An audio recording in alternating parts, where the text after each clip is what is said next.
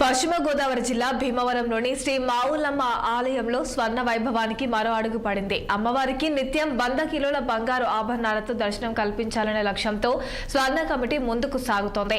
దేశంలో మరెక్కడా లేని విధంగా త్వరలో నిత్యం 100 కేజీల బంగారు ఆభరణాలతో అమ్మవారు దర్శనం ఇవ్వబోతున్నారంటున్న ఆలయ సహాయ కమిషనర్ ముద్దా నాగేష్ తో మా పశ్చిమ గోదావరి జిల్లా ప్రతినిధి Nimmala Adi face to face.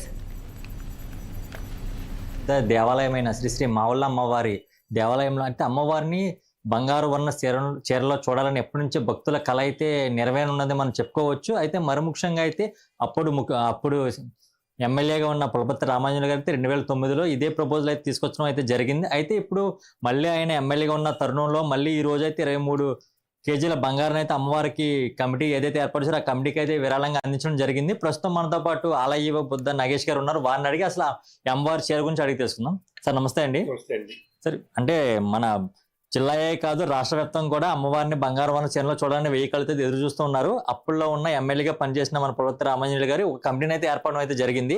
అదే కమిటీకి ఈ రోజు అంటే మళ్ళీ ఆయన ఎమ్మెల్యేగా వచ్చిన తర్వాత మళ్ళీ ఈ ప్రపోజల్ అయితే ముందుకు వెళ్తున్నట్టుగా మనకి తెలుస్తూ వస్తుంది. అయితే ఈ రోజు ఎంత బంగారం అయితే సమర్పించారో అసలు ఎప్పుడు దీని గురించి వివరాలు చెప్పండి సార్. జై శ్రీ మావుళ్ళమ్మ.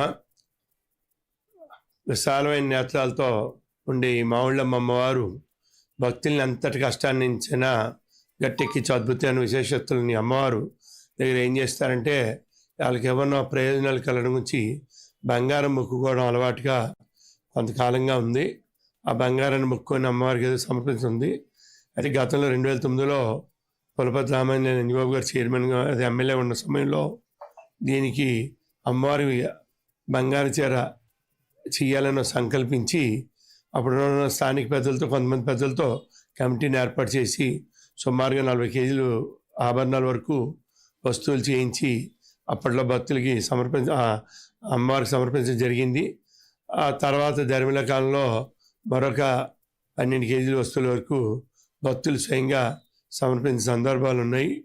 అలా ఇప్పటి వరకు 52 కేజీల వస్తువులు ఆభరణాలు అమ్మవారి చీరన సంపూర్ణ స్వర్ణమయంలో భాగంగా 52 కేజీల వస్తువులు ప్రస్తుతం నిత్యాలంకరణలో ఉండడం జరుగుతుంది.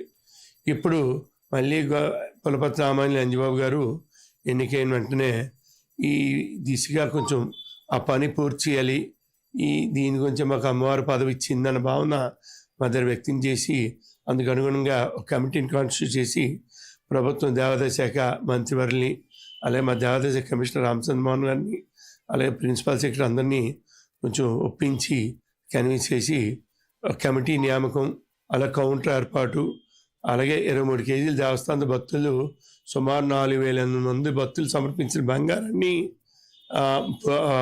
పోగుబడి ఉన్న బంగారాన్ని 23 కేజీల బంగారాన్ని ఏదైతే స్వర్ణమయం కమిటీ ఉందో వాళ్ళకి అప్పగించడానికి తగు ప్రభుత్వం ఆదేశాలు జారీ చేసింది ఎమ్మెల్యే ప్రోద్బలంతో.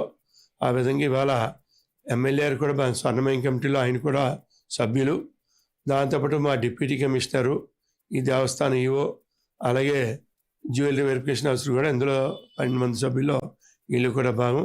అందులో భాగంగా ఈరోజు 23 కేజీల బంగారాన్ని చాలా తనిఖీల అనంతరం దేవస్థానం స్ట్రాంగ్ రూమ్ నుంచి విడుదల చేసి స్వర్ణమయం కమిటీకి గౌరవ శాసనసభ్యుల వారి సమక్షంలో వాళ్ళకి హ్యాండ్ ఓవర్ చేయడం జరిగింది.